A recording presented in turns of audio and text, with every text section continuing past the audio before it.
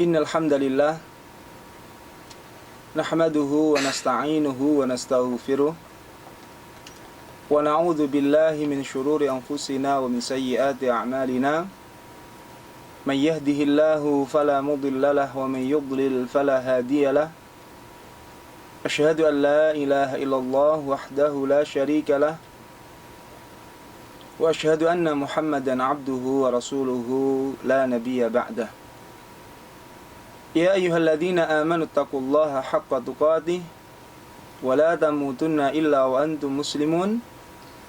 Ya ayyuhan nasu taqu rabbakumul ladzi khalaqakum min nafsin wahidah wa khalaqa minha zawjaha wa batha minhuma rijalan katsiran wa nisaa'a wattaqullaha alladzi tasaaluna bihi wal arham innallaha kana 'alaikum raqiba.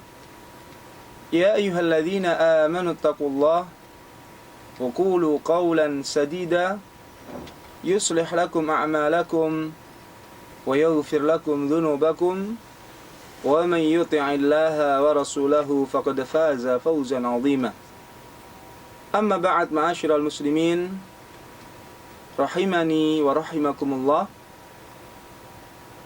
Puji syukur kehadirat Allah yang pada kesempatan kali ini masih berkenan memberikan rahmatnya, hidayahnya, serta taufiknya kepada kita semua, sehingga kita bisa bertemu dan berada dalam satu majelis yang mulia, yaitu majelis ilmu.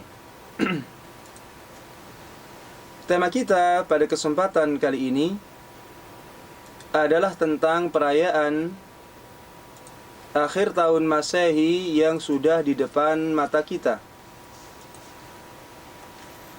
Yang ini adalah satu perkara yang erat kaitannya dengan peristiwa sebelumnya, yaitu perayaan Natal. Dalam perayaan Natal ada beberapa orang dan sebagian yang dianggap tokoh di dalam dunia Islam, khususnya di Indonesia, muncul dengan beberapa pendapat yang semi rancu dan cukup membingungkan umat, yaitu dengan menyatakan bolehnya mengucapkan selamat Natal kepada umat agama lain.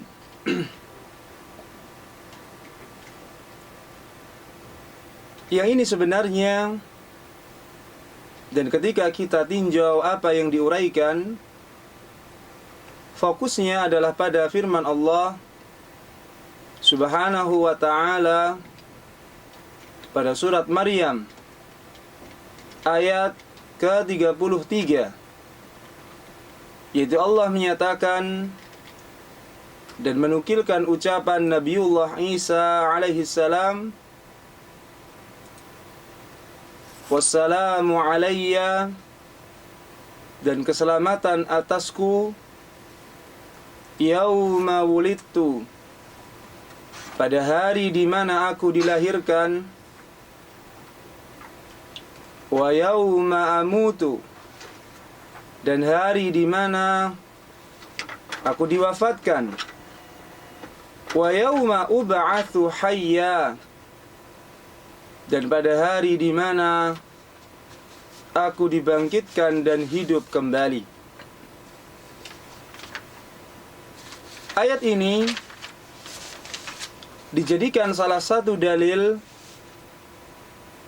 legalitas anjuran dari Al-Quran untuk memberikan ucapan selamat atas kelahiran Nabi Isa alaihi salam. Yang ini mengingatkan kepada kita, ma'asyiral muslimin, cara berdalil yang begitu pendek yang dulu banyak diceritakan oleh kakek-kakek kita tentang kaum komunis yang mereka mengejek dan mencemooh orang yang sholat dengan menggunakan dalil dan dalih. Fawailun lil musallin, firman Allah yang menyatakan, maka celaka dan neraka wail bagi orang-orang yang sholat. Dipotong, terputus begitu saja, sehingga difahami bahwa orang yang sholat akan celaka, sehingga tidak ada gunanya lagi sholat itu dilakukan. Maka di sini para ulama menyatakan satu kaidah di dalam berdalil dengan satu ungkapan, laisa sya'nu an tastadilla, bukan yang menjadi inti perkara itu bagaimana Anda berdalil, walakinna sya'na kulla sya'ni sihhatul istidlal. Akan tetapi yang paling penting di antara perkara-perkara yang penting adalah kebenaran Anda dalam berdalil. Jadi cara berdalilnya, pengambilan hukumnya itu harus benar. Karena kalau hanya sekedar berdalil, maka tak ubahnya seperti kaum komunis tadi yang mencela orang-orang yang sholat. Maka dalam hal ini, ma'asyiral muslimin rahimani wa rahimakumullah, menanggapi cara pendalilan dari surat Maryam ayat ke-33, sehingga difahami anjuran Al-Quran untuk mengucapkan selamat pada hari raya umat lain, dalam hal ini kelahiran Nabi Isa alaihissalam, ada beberapa poin yang bisa kita ketengahkan untuk menyanggahnya. Yang pertama, ma'asyiral muslimin,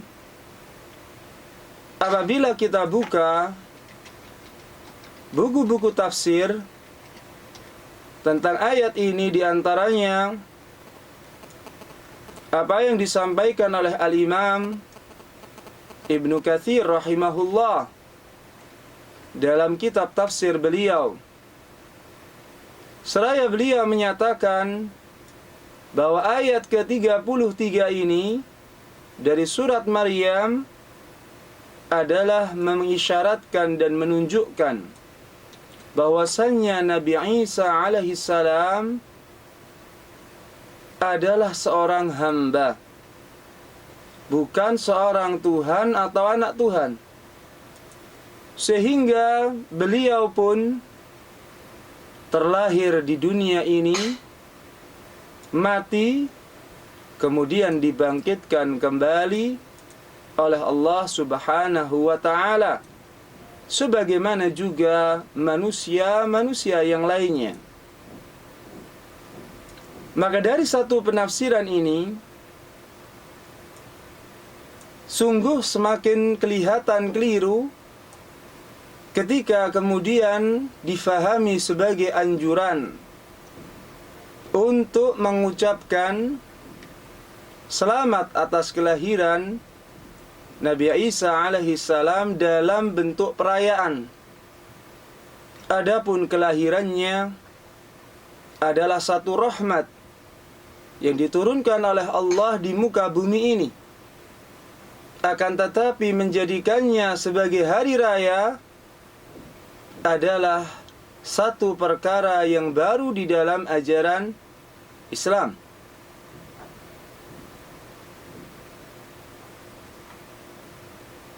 Ma'asyiral muslimin rahimani wa rahimakumullah. Yang kedua, dari sisi sejarah, kita perhatikan Rasulullah sallallahu alaihi wasallam tidak kurang 10 tahun tinggal di kota Madinah berdampingan dengan kaum yang beda akidah dan agama, yaitu kaum Yahudi. Akan tetapi tidak pernah satu kali pun, tidak ada satu riwayat pun yang menyebutkan bahwa Rasulullah sallallahu alaihi wasallam pernah mengucapkan ucapan selamat bagi hari raya mereka. Bahkan lebih jauh, sebagai pemimpin dunia, tidak pernah Rasulullah mengirimkan surat ucapan atas hari raya yang dilakukan oleh orang-orang Romawi yang notabene ketika itu adalah akidahnya Nasrani. Bahkan terhadap raja yang paling dekat terhadap Islam ketika itu, yaitu Raja Ethiopia, Raja Najasyi, tidak pernah Rasulullah sallallahu alaihi wasallam kirimkan surat ucapan selamat atas hari raya yang mereka lakukan. Padahal Rasulullah memuji Raja Najasyi sebagai raja yang adil dan tidak akan membiarkan kezaliman di hadapannya. Dan kelebihannya Raja Najasyi ini masuk Islam, akan tetapi secara diam-diam, tidak ada yang tahu, kemudian meninggal dunia, sehingga Allah wahyukan kepada Rasulullah sallallahu alaihi wasallam untuk melaksanakan salat jenazah ghaib. Mensolati jenazah, tapi jenazahnya tidak ada di hadapannya. Karena Raja Najasyi masuk Islam tanpa ada saksi yang melihatnya, kemudian meninggal dunia, dan hanya Allah yang tahu atas keislaman Raja Najasyi. Itu pun tidak pernah sebagai bentuk pendekatan, penghormatan, Rasulullah kemudian mengirimkan surat ucapan selamat atas hari raya mereka. Maka dari sini ma'asyiral muslimin, pemahaman ayat tadi adalah jauh daripada teladan Rasulullah sallallahu alaihi wasallam. Seandainya ayat ini, surat Maryam ayat 33, penafsirannya, pemahamannya, pengamalannya adalah seorang muslim memberikan ucapan selamat atas hari raya kelahirannya Nabi Isa alaihissalam, tentunya Rasulullah tidak ketinggalan dalam hal ini dan tidak didahului oleh yang lainnya. Tapi ternyata Rasulullah tidak mencontohkannya, tidak mengajarkannya, dan tidak menganjurkannya.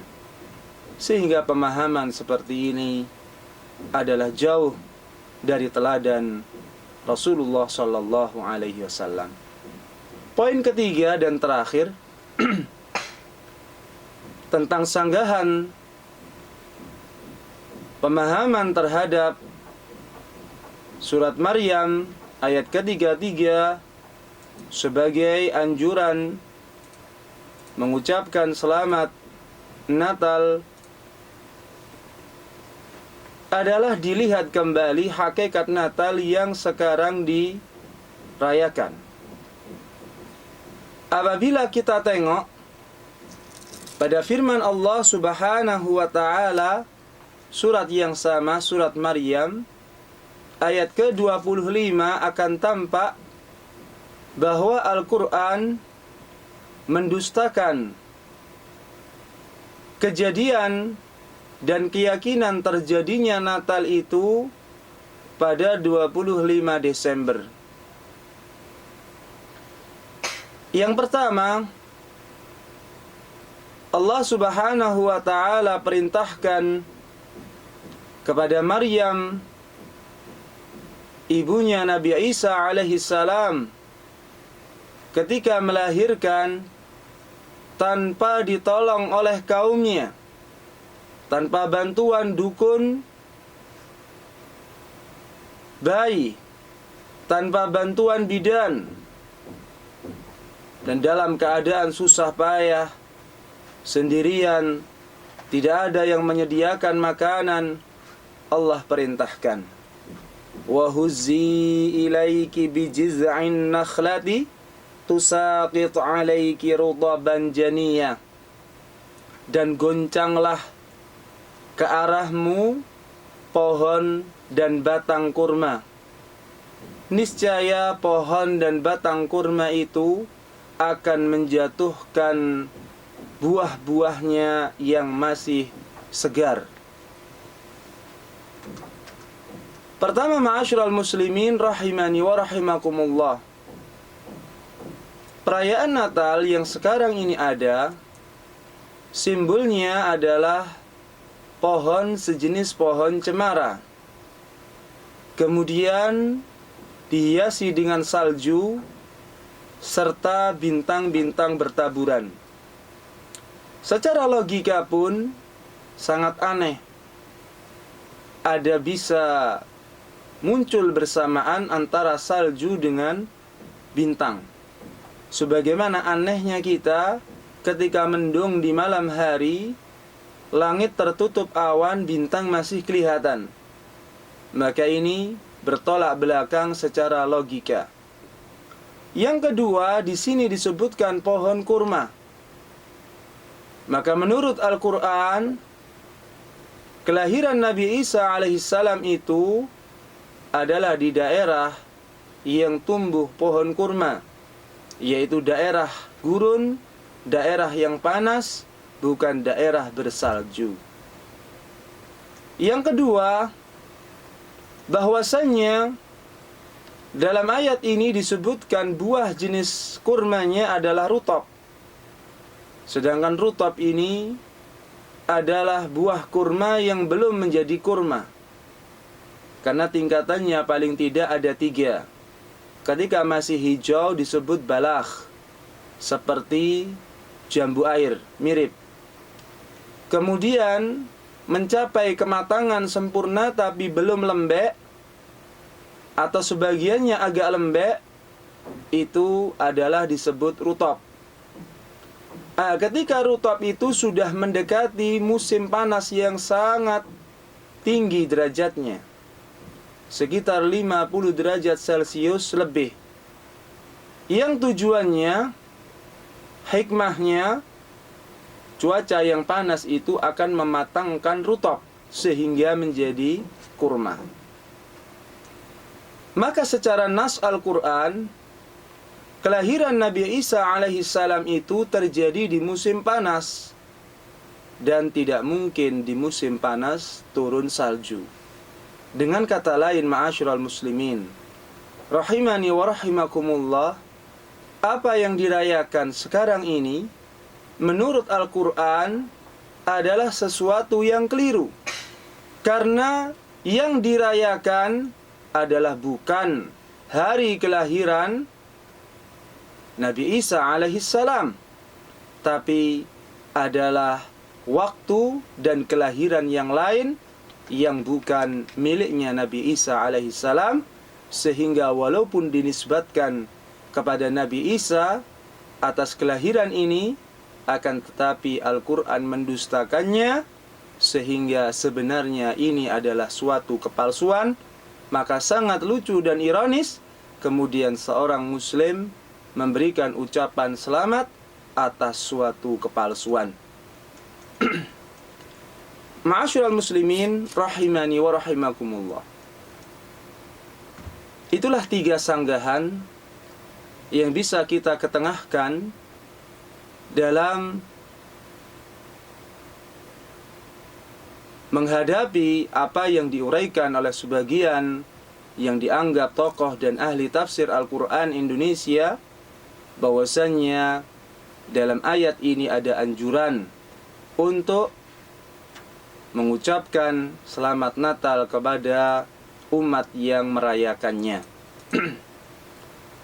Sekarang kita beralih pada inti pembahasan kita, yaitu perayaan akhir tahun Masehi.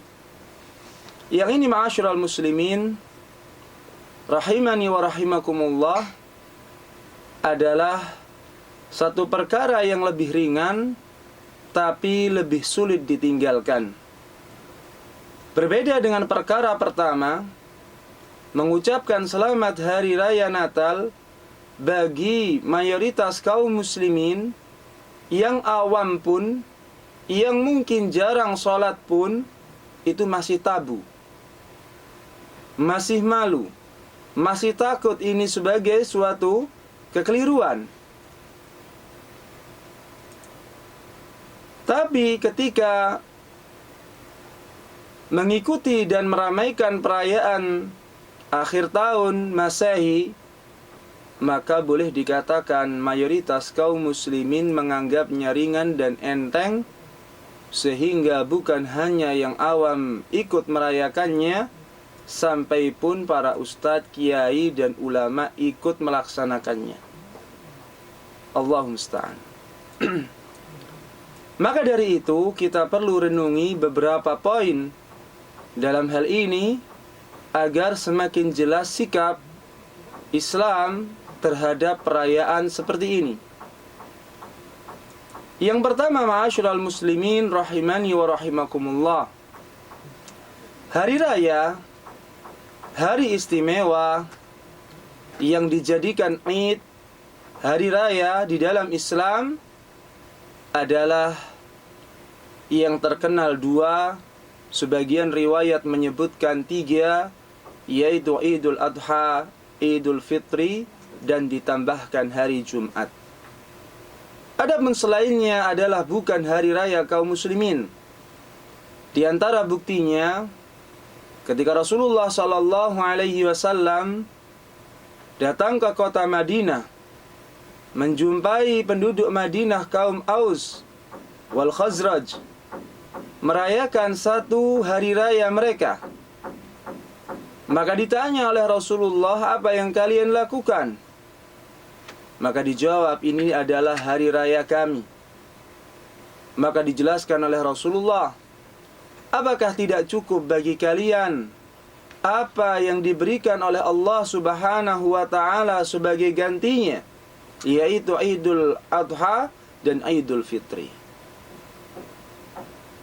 Dari sini jelas ma'asyiral muslimin rahimani wa rahimakumullah, bahwasanya mengkhususkan, mengistimewakan suatu hari dalam rangka ibadah adalah satu perkara yang tidak diperkenankan di dalam Islam kecuali ada dalilnya. Sebagaimana ibadah adalah secara asal hukumnya dilarang sampai ada dalil yang memerintahkannya. Maka kaitannya dengan perayaan akhir tahun Masehi, poin pertama yang bisa kita ketengahkan adalah bahwasannya hal ini merupakan syiar umat agama lain. Syiar dan bentuk kebanggaan dari umat agama lain. Sehingga ketika seorang muslim ikut merayakannya, walaupun dalam bentuk yang sangat kecil, maka seakan-akan ikut bangga dan ikut mensyiarkan apa yang menjadi kebanggaan umat agama lain. Yang ini ma'asyiral muslimin rahimani wa rahimakumullah adalah satu tindakan yang kelihatannya ringan dan sepele, tapi sebenarnya adalah satu perkara yang patut untuk dipikir kembali 1000 kali. Karena Rasulullah Sallallahu Alaihi Wasallam pernah bersabda dalam riwayatnya Al-Imam Ahmad dan Abu Dawud dengan sanad yang sahih, sebagian ulama menghasankannya seperti Al-Imam Ibnu Hajar Al-Asqalani, dan disahihkan oleh Al-Imam Al-Iraqi, gurunya Al-Imam Ibnu Hajar Al-Asqalani. Kata Rasulullah Man tashabbaha biqaumin fahuwa minhum. Barang siapa yang menyerupai suatu kaum, dijelaskan oleh para ulama, maknanya adalah menyerupai dalam kekhususan dan keistimewaan umat lain. Fahuwa minhum, maka orang ini adalah termasuk kaum tersebut. Naudzubillah min dzalik. Hanya sekedar menyerupai suatu kaum dalam keistimewaan mereka, dihukumi oleh Rasulullah orang ini pindah dari umatnya Muhammad ke umat yang lain. Betapa rugi orang seperti ini, karena diingatkan oleh Rasulullah sallallahu alaihi wasallam dalam riwayat yang lain disampaikan oleh Al-Imam Al-Bukhari, kullu ummati yadkhuluna al-jannata. Setiap umatku bakal masuk surga. Setiap umatku, umat Muhammad yang mengikuti ajaran Nabi Muhammad bakal masuk surga.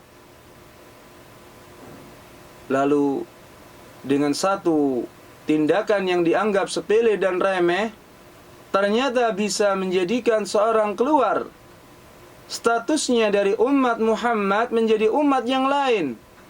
Seakan-akan orang ini menukar dan membuang kesempatan emas, jaminan masuk surga, jaminan dimasukkan ke dalam surga, sehingga digolongkan ke dalam umat yang lainnya. Na'udzubillah min dzalik. Yang kedua, ma'asyiral muslimin, rahimani wa rahimakumullah. Dalam perayaan akhir tahun biasanya adalah banyak dikorbankan harta benda, baik jumlahnya sedikit maupun banyak. Entah itu untuk membeli petasan yang kadang-kadang menghabiskan dana jutaan rupiah, atau hanya sekedar membeli trompet, atau mengganti knalpot sepeda motor.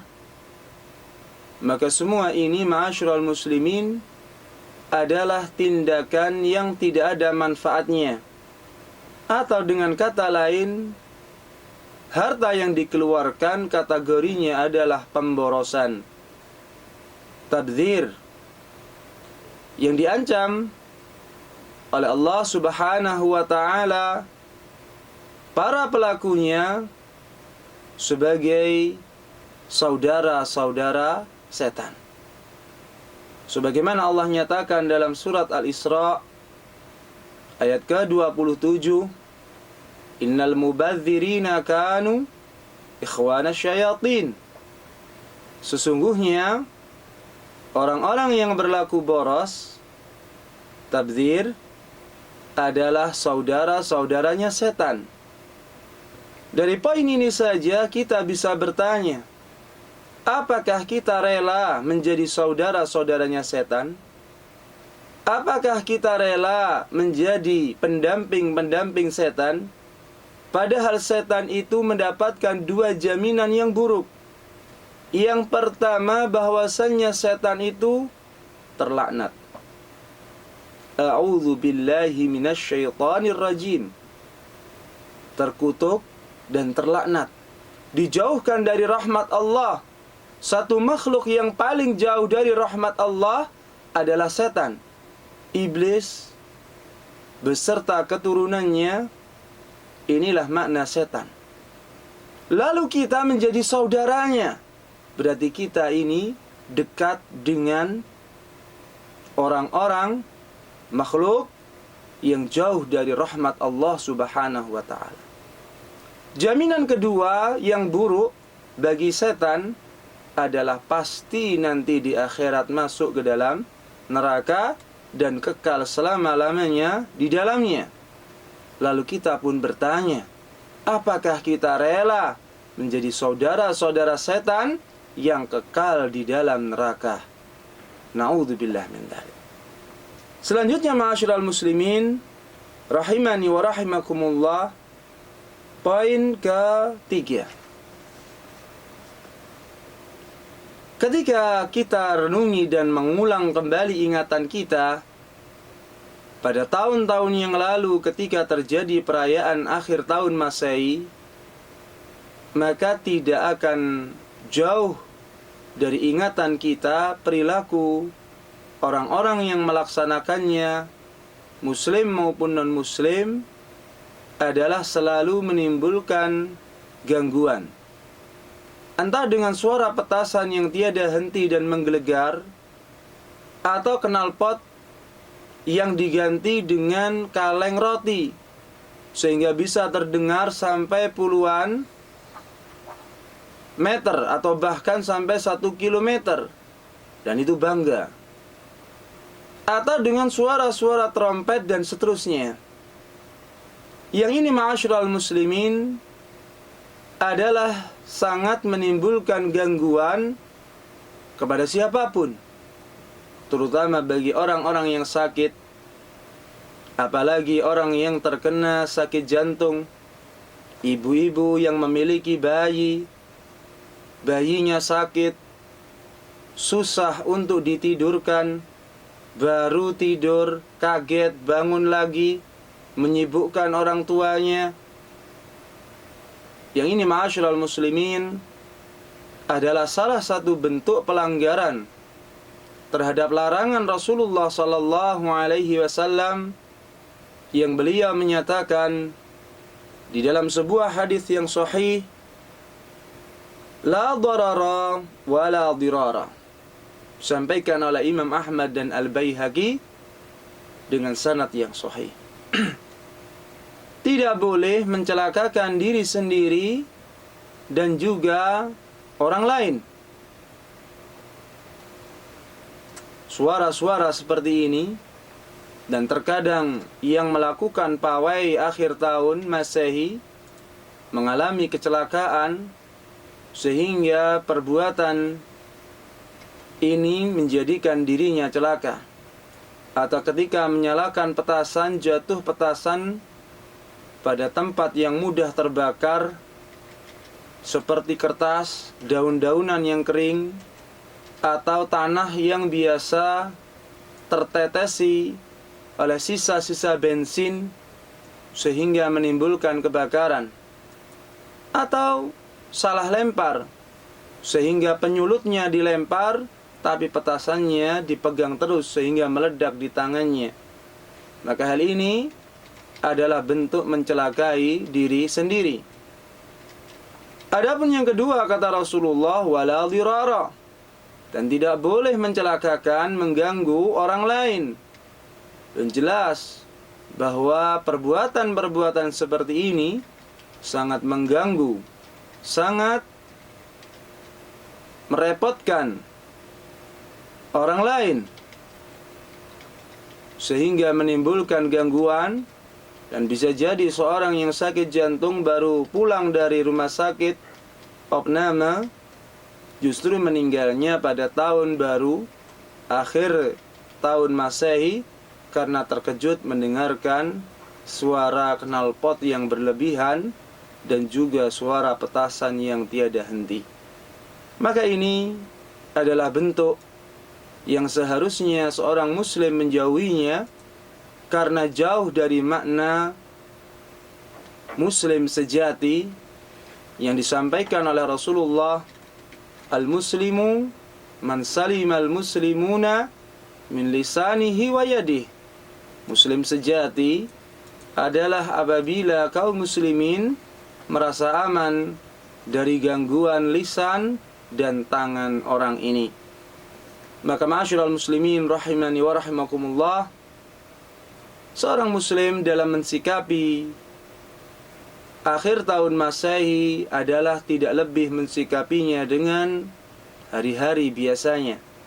Tidak ada kelebihan, tidak ada keistimewaan, sehingga tidak perlu ada usaha ataupun kegiatan yang khusus. Yang kedua, pada perayaan seperti ini hendaklah tidak ikut merayakannya dengan bentuk apapun dan sekecil apapun, karena ini termasuk adalah mengangkat dan mengagungkan syiar agama lain, dan ini bertentangan dengan akidah kaum muslimin yang bisa menjadikan pelakunya terseret keluar dari batas umat Muhammad yang dijamin masuk surga oleh Rasulullah sallallahu alaihi wasallam. Demikian apa yang bisa kami sampaikan pada kesempatan kali ini. Semoga bermanfaat bagi kita semua. Kurang dan lebihnya kami mohon maaf yang sebesar-besarnya. Wabillahi taufiq wal hidayah waridha wal inayah. Wassalamualaikum warahmatullahi wabarakatuh.